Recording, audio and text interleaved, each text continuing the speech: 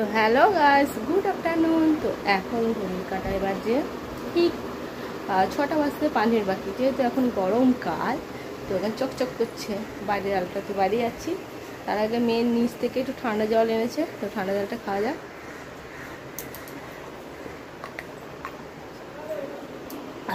ঠান্ডা জলটা খেয়ে জীবনটা ঠান্ডা হয়ে গেল। বাইরে দিয়ে কত আলো আসছে না। তো এখন মেয়ে দেখো কিছুটা ভাঁজ করেছি, এই টলটা কিছুটা জামা প্যান্ট আছে, এত গরম লাগছে মনে হচ্ছে একটু স্নান করবো। এইসব জামা কাপড়গুলো এখন আছে টুকটাক, এগুলো বাথরুমে একটু সাবান জল রাখা রয়েছে, তো ওইগুলো দিয়ে কেচে দেবো। তো দুষ্টু ঘুম থেকে উঠে বললো মাম্মা একটু দোলনাটা টাঙিয়ে দাও, আমি দোলনা চড়বো, তাই ওকে আমি দোলনাটা টাঙিয়ে দিয়েছি। কই বসো একটু দোলনা চড়ো। তো এই দোলনাটা কোথা থেকে এনেছিলাম মনে আছে তোমার?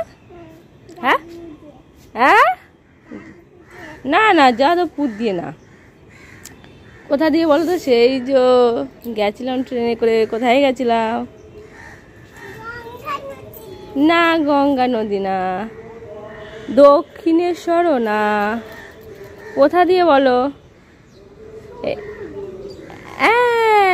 দীঘা দিয়ে এনে দিয়েছিলাম। বসো বসো, বুঝতে পারছো তো? বসো বসো, দোলাটা বসো।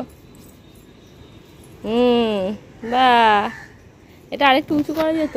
এটা টাঙিয়েছি কিসে, আর টাঙাবার কোনো জায়গা নেই, তো এইটা টাঙিয়েছি। এটা আমাদের আশফল গাছটাতে টাঙিয়েছি, দেখো এই যে আশফল গাছটা, আর কোথাও জায়গা নেই, এখানে টাঙিয়েছি। তো এইটা এই নিচু ডালটাতে টাঙিয়েছি, তাতে ও নিজে নিজে উঠতে পারে। পাঁচিলটা ছোট্ট তো, তো ওই ডালটাতে টাঙালে, কোন ডালটা, এই ডালটাতে যদি টাঙায় তাহলে একটুখানি দোলনাটা লেন্থ মানে এইরকম একটু উঁচু আসবে। তো একজন বড় সাপোর্টার দরকার, তো আমি তো এখন ওইদিকে কাজ করব, তার জন্য ওকে এই ছোটোটাতে টাঙিয়ে দিয়েছি। আর এইটা আমার বাবা বানিয়ে দিয়েছে এই রডটা, তো এটা লাগিয়েই রেখেছি। দোলনাটা খালি খুলে নিই, দোলনাটা লাগিয়ে রাখি না, চড়া হয়ে গেলে আবার খুলে নেবো। লাগানো খোলা খুবই সহজ। এই যে কী করবে, চড়ে নাও, শুধু ওরকম করো না, বসে পড়ো, বসে বসে করো। তো তুই চল, আমি ঘরটা পরিষ্কার করি, ঠিক আছে? সন্ধ্যে দিতে যাবো, ঠিক আছে? কেমন ভালো লাগছে না হাওয়া?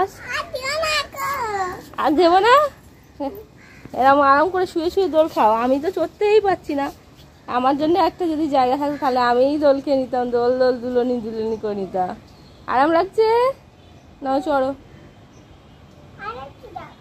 একটু দেবো। আচ্ছা, আমি ঘরে কাজ করবো না তো, পাটা দিয়ে দিয়ে এরকম করে চড় না একা একা, এখন পাপা থাকে বলি চড়তে।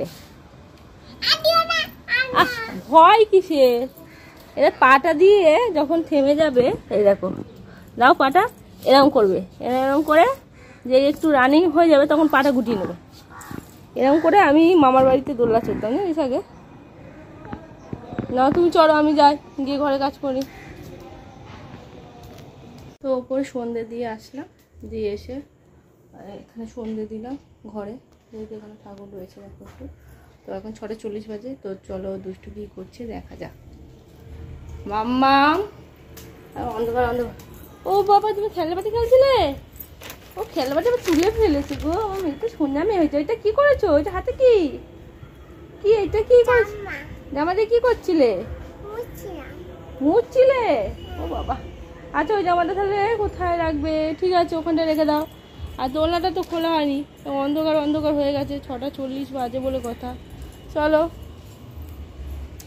না, এটা বারান্দায় রেখে দাও, বারান্দায় রেখে দাও, ফ্যানের তলে বসো, গরম। আমিও স্নান করে বেরিয়েছি, দেখ না পুরো গা ভিজে আছে। দাও।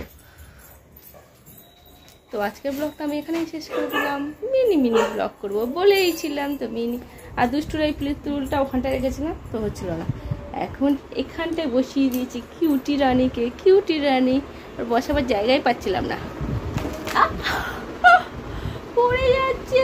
এই পড়ছিস কেন, বসা। তো এখন এখানে বসে, জানলায় জলটা আছে, ঠান্ডা জলটা, যা ওই জলটা খেলে। এই কাঁচগুলোর মধ্যে না পুতুলটা আসবে না, পুতুলটা অনেকটাই বড় কিন্তু, তার জন্য কি করবো, তার জন্য পাটা ফোল্ড করা যাবে না, তাই ভাবলাম এখানেই বস। জল ঠিক আছে, জল এনে দিচ্ছি, দাঁড়াও। তুমি যেই জলটা এনেছো সেই জলটা এখানটাই আছে, ঠান্ডা জলটা। চ, অন্ধকার হয়ে যাচ্ছে, দোলনাটা খুলে আনি। আর স্নান করেছি, জামা কাপড়গুলো বাথরুমে রাখা আছে, ধোয়া আছে, ওইগুলো মেলে দিই, জল ঝরে গেলে আর ব্যালকনিতে দিয়ে দেবো।